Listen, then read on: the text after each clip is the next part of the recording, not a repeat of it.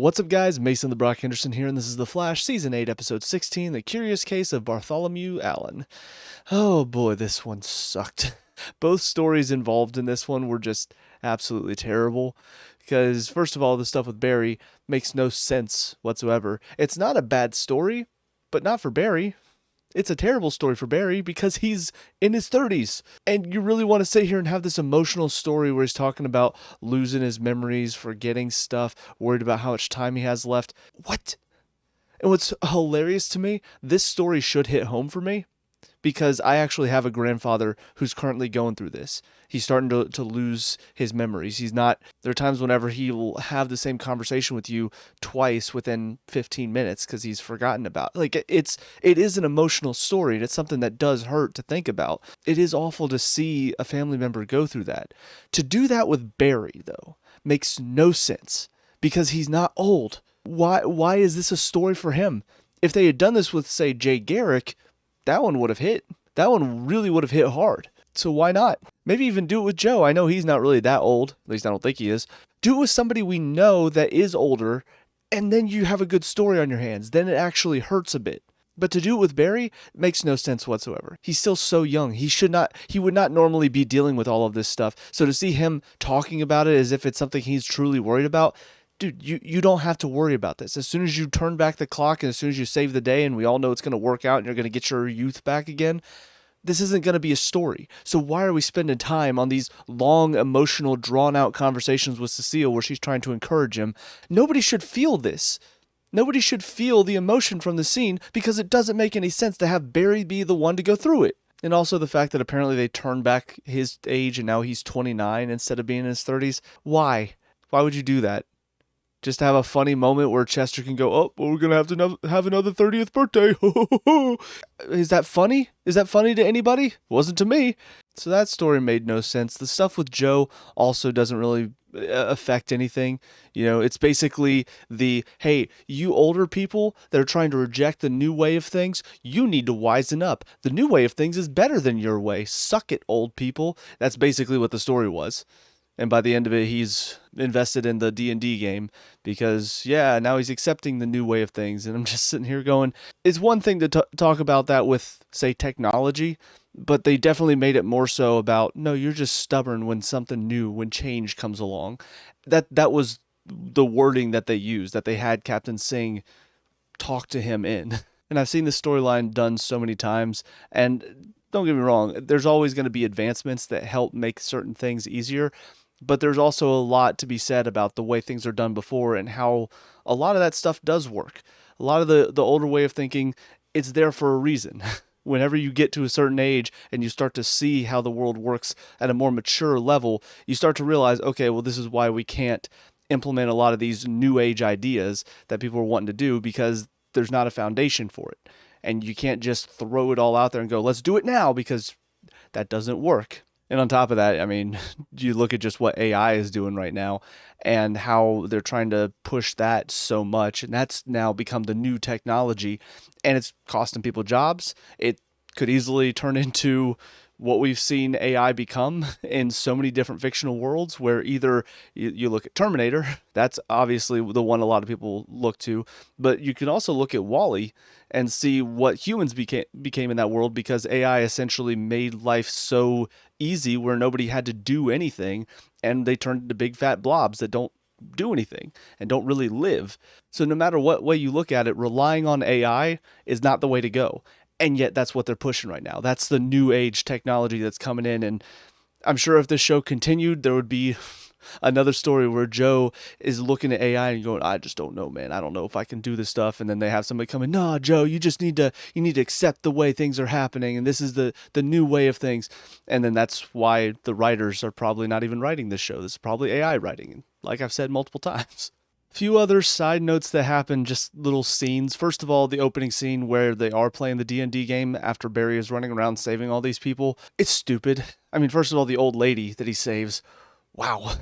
Whose mother did they bring in to film, or grandmother did they bring in to film that scene? Because she was very clearly hired out of nepotism, not because of her acting abilities. It sounded honestly like an old lady voice I would put on. Like, oh yes, I'm an old lady, and let me give you a nice treat, young man, for helping me out. That's what she sounded like. It's crazy that they actually hired somebody that had to act like such a character, had to act like a stereotype of what an old person sounds like. And here's the butterscotch. Like, ridiculous. Chester's in his ear. Hurry, Barry, we're under attack. All of this stuff, which of course I knew because of how it was being handled, because of how Barry was running around saving these people. I knew this was setting up for, oh, there's a punchline coming, because Chester's constantly, Barry, we're under attack. Hurry up, get back here. But there's not really any sort of urgency in Barry, which means the attack is not really something dangerous. So I wasn't sure. I figured it was some sort of game. I thought they were playing like a video game or something. So to see it's D&D, just like, yes, Chester, get in his ear. Hey, he's saving all these people, but tell him straight. This D&D game is so much more important than saving people's lives. Yeah, tell him. Hey, Barry, we're under attack. Get back here now. Don't save that old lady's life. Get back here right now. Dumbass. It's been a while since I smacked my forehead that hard. But the other few scenes were just weird editing issues that I don't think either the director or the editor or somebody didn't communicate, because stuff was happening without any sort of sense of the timing of things. So Barry leaves to go talk to Captain Singh after they take a break on the D&D game. Leaves to go talk to him. Leaves from talking to him to go straight to the shipping yard, I think it was, to find the device that he was looking for. So he gets there and he starts talking to Chester. Hey, Chester, can you do a scan of the shipping yard to see if you can find anything? Chester's at Star Labs. So he leaves, goes and talks to Captain Singh, a conversation which lasts maybe 5 minutes, maybe, and then leaves straight from there to the shipping yard. We know how fast he is. Those trips that he took to the CCPD and to the shipping yard probably didn't take more than 5 seconds. And so within that maybe 6 minutes, maybe a little bit more, no more than 10 minutes, in that 10 minutes, Chester went from Joe's house to Star Labs. Did anybody think? Like, all it would have taken is just show a scene where he gets on the comms with Chester. Hey, Chester, I need you back at Star Labs. Allegra could teleport him there. That's all you had to show. But you didn't even show that. You just show, hey, Chester, I need you to do this. Chester's back at the lab. How? How did that work? Nobody knows. And then later on in the episode, kind of a similar thing where they have the laptop. It's about to wipe all of the data on there. And Barry, he has 60 seconds to get it back to Star Labs so Chester can stop the countdown. He runs them to China. We come back from the commercial break, which obviously no commercial break for me because Netflix. They come back and they're at Star Labs. Don't know how fast they got there. Don't know how Barry went from I don't know where we are. I don't know how we got to China to now we're just back in Star Labs. Don't know how that happened, but he got back within a minute, managed to suddenly shake off this dementia that he's going through, managed to shake it off enough to get back to Star Labs under a minute, and Chester manages to stop the device from wiping the hard drive. All within 60 seconds. We don't get to see that. It happens. Don't ask me why. Ask the editing team, who apparently forgot to show that scene. Or ask the writers, who apparently thought, that's not that important. It kind of is. When you put a ticking clock on there, like 60 seconds, the timing really matters. He and Cecile, they argue for about probably 10-15 seconds about it. So now you're down to 45-ish seconds left. And then he runs them to the Wall of China, which probably took maybe 3 or 5 seconds. So now you're at 40 seconds. And then they sort of stand and look confused, like, wait, where are we? They probably stood and looked around for about 20 to 30 seconds. So now you have less than 15 seconds to run back to Star Labs, give it to Chester, and Chester stop the countdown. And you can't tell me that it takes him less than 5 seconds to stop the countdown. So all of that leads to, oh yeah, I managed to stop the countdown. No. That is some bullshit writing, and you know it. And then the final thing is the stuff with Caitlin, which they just sort of threw in at the end, that Barry gets a call from her mom, runs to her place, sees what she's doing, and then pulls the Triton with Ariel thing where he blows up everything. So I don't know if this is going to start like a villain arc for her, or I don't know what's going to happen. I mean, the fact that she was planning to do this anyway was already kind of stupid, but Barry's reaction is kind of that over the top, you don't need to destroy everything. It almost feels like he's being unnecessarily harsh so that we feel sympathy for Caitlin, which I don't, because we had this whole episode devoted to handling grief. how to handle grief, how to make sure you don't live in the past anymore. And then she immediately says, no, I can bring back the past. I can bring her back to life. Okay, so what was the point of that episode then? Really, what was the point of it if you're just going to have the character completely push it aside? Was it purely for our sake, the audience? Because if so, there are PSAs out there that tell you how to deal with grief. We don't need a fictional show where we're watching to be entertained. We don't need a fictional show to tell us that. So it's just another frustrating episode for me. 4 episodes left for this season. Not looking forward to it, but we move on. So on to the next episode. I'll see you there. And now episode 17, Keep It Dark. This one made me laugh. And not because it was funny, but because it was so bad it was funny. It was... wow. Just that final scene whenever the interview goes off and then the two villains are sitting there over Allegra and she's talking to them and basically saying, you know, if you ever come after us again, everybody will know it was you. And all I could think is, okay, so now they literally have no reason to just not kill you. You've just exposed their whole operation. You've literally just ruined their whole lives and what they've built to this point. Why would they not just kill her? But because of the power of journalism. What? It was the music playing, the way she was speaking, it was all so self-righteous. Like the writing is so full of itself. It is so bad that she's just sitting there talking to them, telling them how exposed everything that they've done is, and if they ever come after her team, that everyone will know it was them. And all I could think is, well, they're already criminals. Who cares? They've clearly shown they're willing to murder whoever to get their way. Why would they not just do it then? I don't understand why exposing them suddenly makes it to where now they can't kill anybody. How? This girl has already exposed them. How does... well, now I guess we can't touch her anymore. So that whole thing was just so stupid. I was dying laughing because of how full of itself this story was. How full of it, just this idea that, yeah, journalism is that powerful. It can stop these murderers from murdering people because they expose their story. Yeah, that's going to work. That's definitely going to work. The writers are so bad. But the other stupid things with this story, first of all, Allegra, apparently there have been photos taken of her, but her light powers block out the pictures. How does that work? It's not just a natural thing. It's not like she can't have pictures taken of her. So it's not a natural thing. Does that mean whenever she goes out and she's fighting with the Flash, she is just consciously putting up this light barrier around her head to make sure any pictures of her don't show her identity? Because that's stupid as hell. It's like that one scene in Fantastic Four, the Silver Surfer, whenever Jessica Alba's Invisible Girl is sitting there covering up a zit during her wedding day, and all of this stuff is going on, and the zit's still not there because she covers it up the entire time because it's that important. That's basically the same idea I have here. It's like anytime she goes out, she is consciously making a decision to block out her identity to any pictures. We don't see it. It's only visible to cameras around. That's so dumb. What a stupid way. You couldn't just have her put on a mask. No, just have her block out cameras with her power. How stupid is that? Because that's going to take some of her abilities, which means she's not going to be as effective with her fighting. And on her fighting, has she ever shown anything more than just her light abilities? Because all of a sudden in this one, she's doing like martial arts type moves. You know, she's flipping, she's rolling, she's sitting there punching and kicking and all this stuff. But they added the little light effects to her hands and to the other girl's hands. So now they're fighting with power. It was so stupid. You're having them fight with martial arts stuff. Just because you add glow effects to their hands doesn't suddenly make it a superhero battle.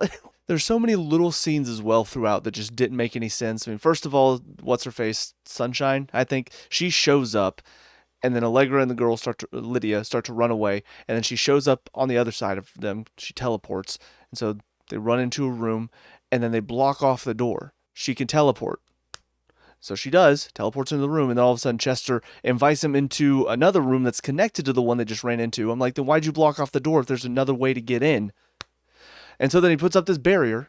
And the barrier's up for most of the show, but there's a ticking clock on it. Apparently it's not going to be a permanent thing. Well, guess what? It was even less of a ticking clock because all of a sudden Sunshine and Dr. Light show up, and Sunshine's like, oh, give me this bullet and you could shoot through it. Well, why didn't you do that about, an hour ago?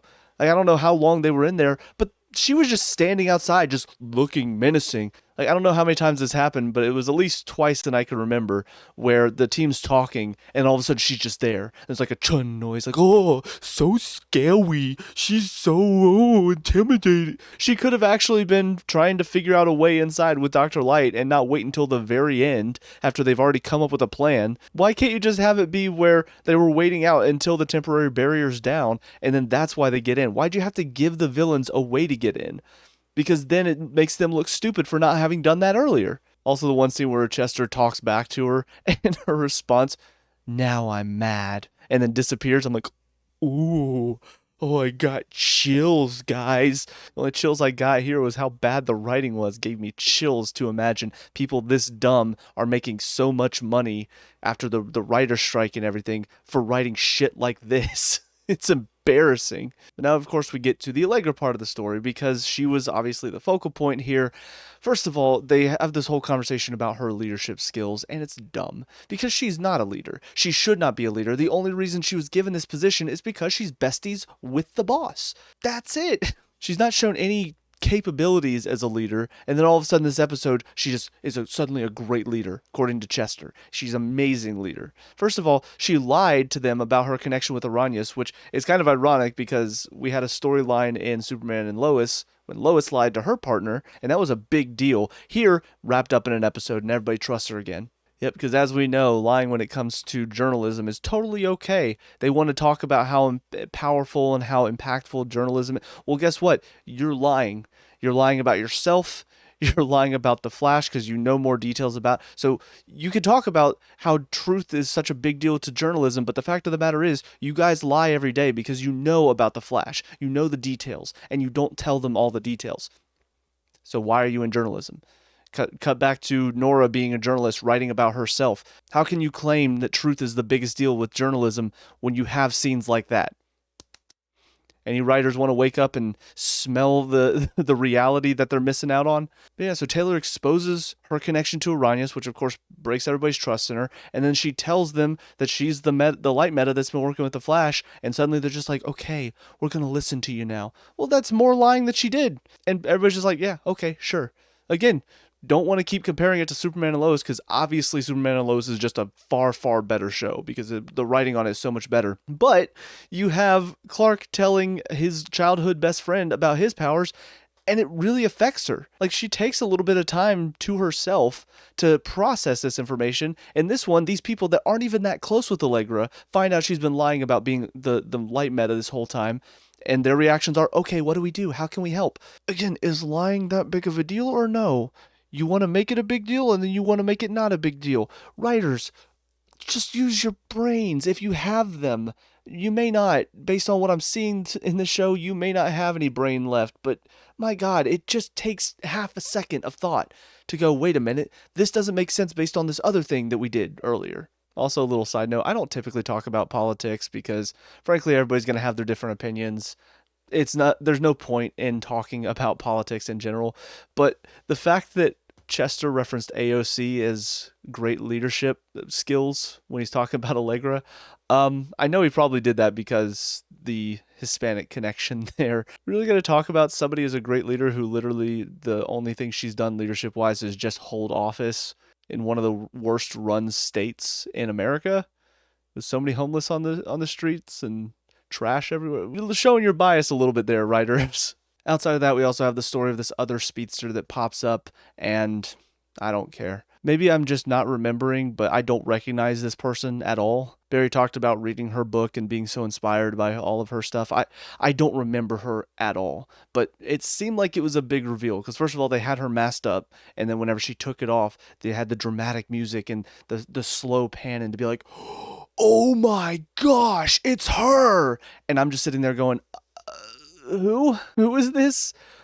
Was this a storyline from long ago that I'm not remembering, or maybe the past couple seasons that I don't remember because I've blocked it out? Who is this? Am I supposed to be like, or is this just oh look, another speedster?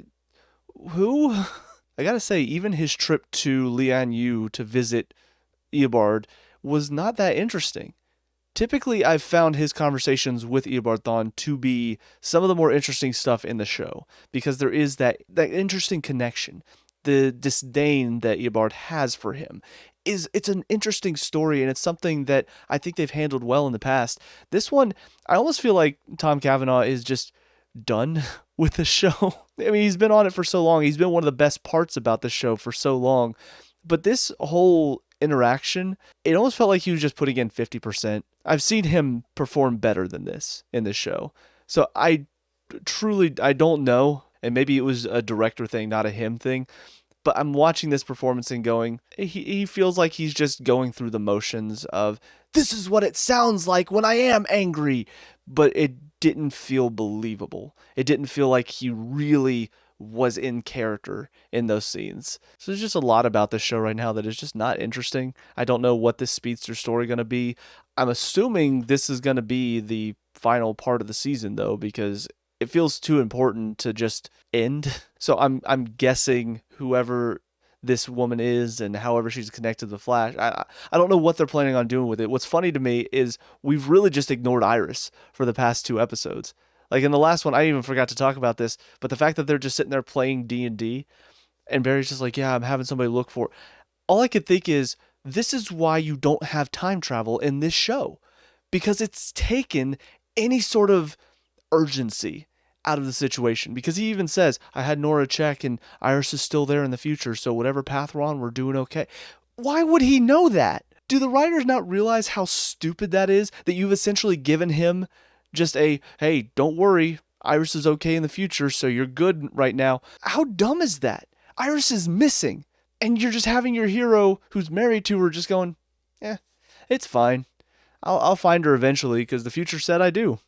We're good. It's almost like the writers, I'm assuming Candace Patton was not available to film. That's the only thing I can think of as to why she's not on the show right now. It's just she's not available.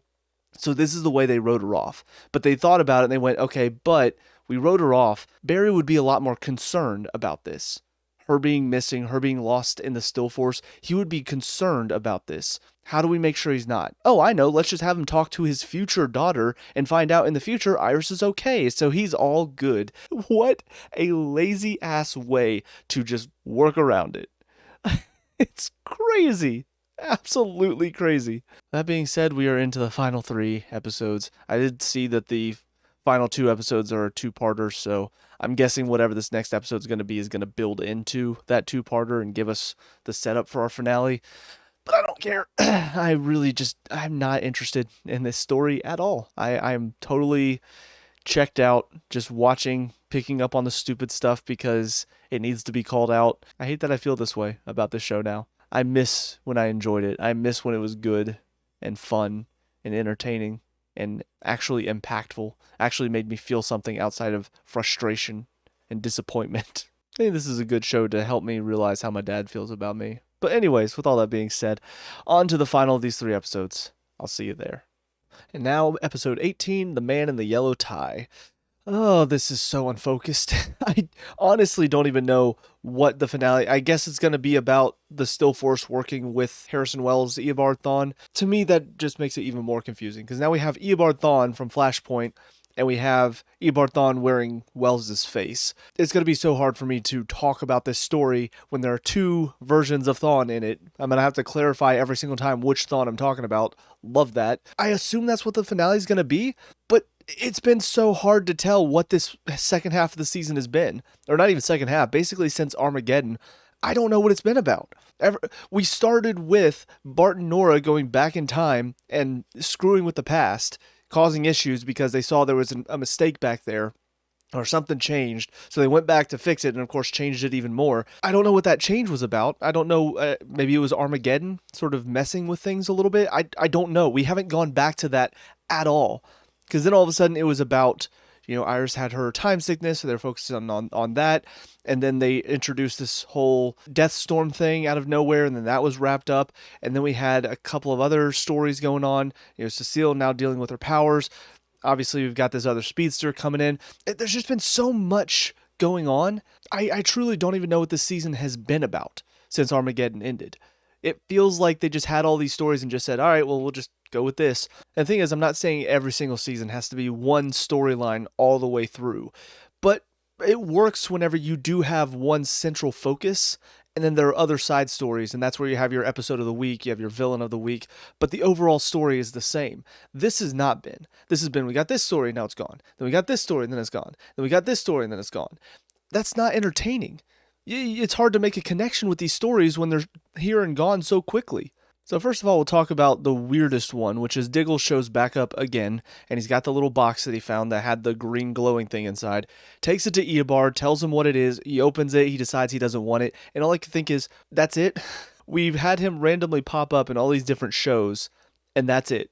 That's how it ends for him. He just decides, you know what, no, this thing that I've been obsessing over, I've been searching, trying to get it open again all this time, nah, don't want it. That's it. That's it. Honestly, even the stuff with the negative speed force, it's so freaking cheesy. Yeah, you know what? Maybe there is a way around the negative speed force. I have somebody who's my lightning rod. If he's yours, maybe that can be the way, because the love that you have, that might be the way to solve it, because the power of love is stronger than any bad guy, right? That's it. We're going to solve the negative speed force. We're going to fix it because of the power of love. So ultimately for John, it just kind of made his story seem kind of pointless ever since the end of Arrow. And granted, he's not really been in most of these shows. He's just sort of been in, been out, been in, been out. So it's not like he's had a whole lot going on, but at the same time, that has been his story, is finding this box and trying to get the answers about it. And now it's just done. He found out what it is, he decided he didn't want it, and now it's done. And all it really did in this episode was it allowed Dion to find Harrison Wells' Thawne, so that way he could talk to him and team up with him, because I guess Dion's a villain now. When did that happen? Oh, I don't know. It did. He's just a villain now. I know last season he was basically Iris and Barry's kid because they created all these forces together, but now he's a villain because, yeah, we need a villain, so Dion being a bad guy, that's fun, right? He's been nothing but helpful for Barry and Iris since he met them, but sure, now he's a villain because it makes sense, right? These writers aren't stupid. These writers aren't brain dead and just throwing random plot twists that make no sense and have no meaning behind it. They aren't just doing that. No, it makes sense because it's story. I don't get it. I'm going to assume that they explain it in the finale here. Or not the final 2 episodes, whatever. I'm going to assume that they explain why he suddenly becomes a bad guy out of nowhere. Because if they don't, then they truly are just that dumb. As writers, they truly have no sense of how to write good stories with proper motivation for characters. If you just have a guy who has been nothing but helpful suddenly go, you know what? Actually, I want this little particle thingy that Barry helped me find, and peace out, Barry. I'm going to go work with your ultimate villain now and help him get probably the Speed Force back, more than likely, to become Reverse Flash again, because we can't just kill Eobard Thawne. He's got to continue to be a villain. I don't get it. Why do we keep going back to this? I felt the same way when he was the big bad villain in Armageddon, when he was the one responsible for it all. I said it back then. I'm like, okay, we've seen this before. Can we move on from Thawne to something different, please? Nope, we're going back to him again. He's still here. And now Dion's going to work with him, probably help him become Reverse Flash again. Cool. Let's just keep recycling ideas so we don't have to think of anything new. That's the proper way to do it. It's followed the Disney model. We don't have to create new stories. All we have to do is just recycle old stories from the past and put a new fresh paint over it, and boom, it's new. No, it's not. But looking at Mina and Flashpoint's Eobard Thawne, like their story in this one, it's not that interesting. Apparently she wanted to create a speedster because help people, blah, blah, blah, all this stuff. Because, the Flash apparently just isn't doing enough or something along those lines. I don't know. All I know is I tuned out most of this story whenever Eobard was talking to Flash about it after she got away. I tuned it out. I did not give a shit because it was so pointless. It didn't really matter.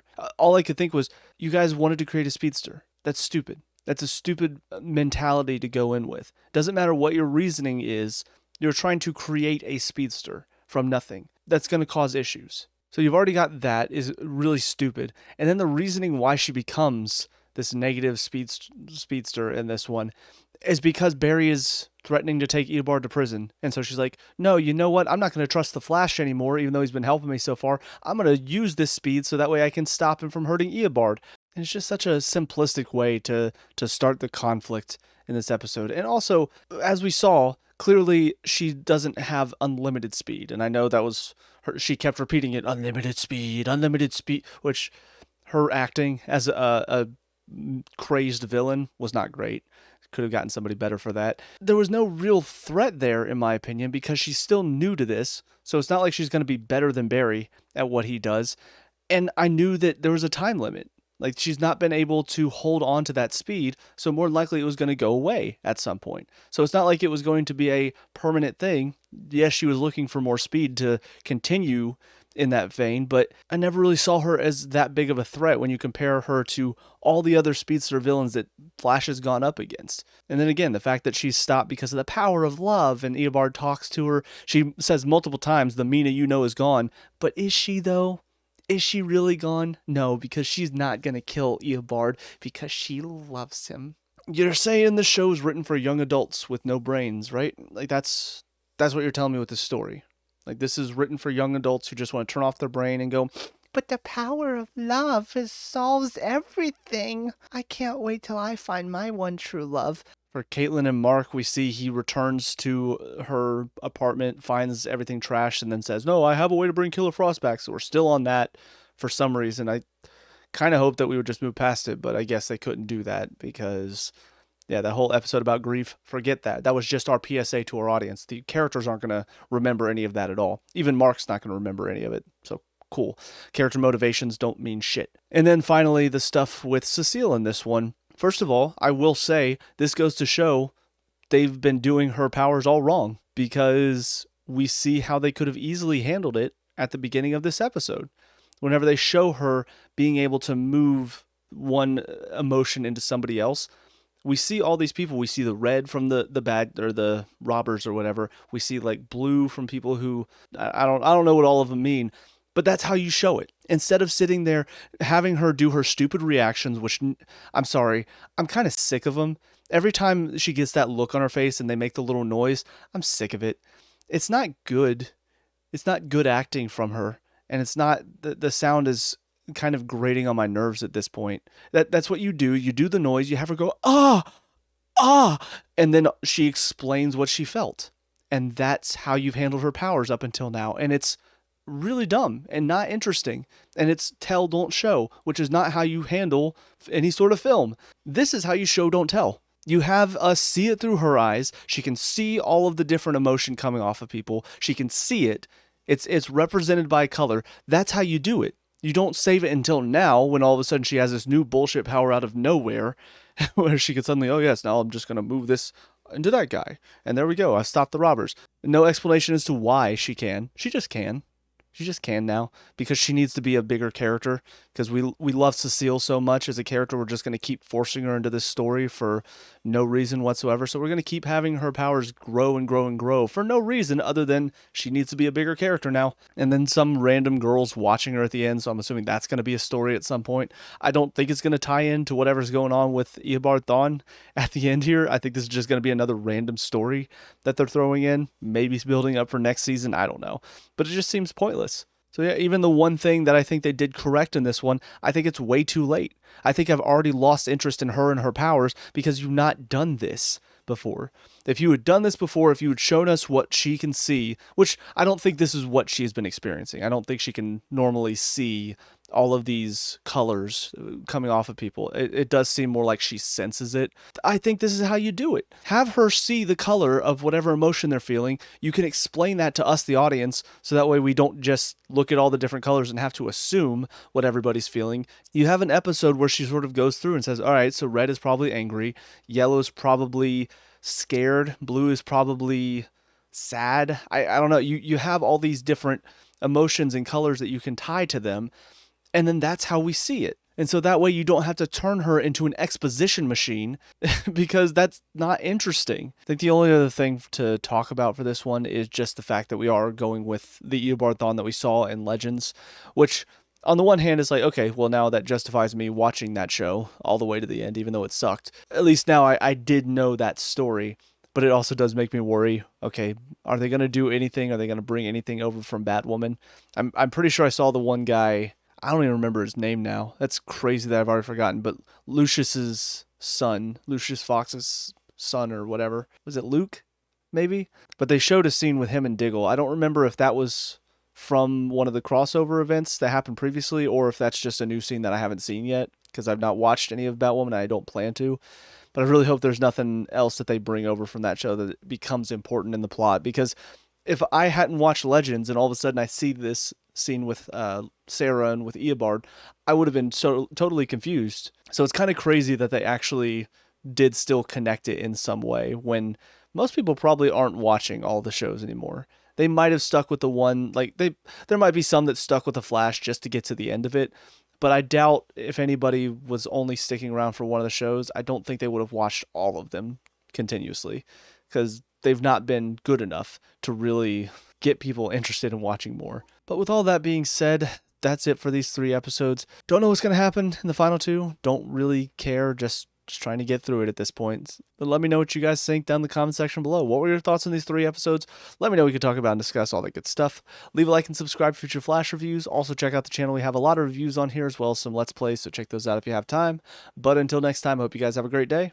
I'll talk to you all later. Peace out.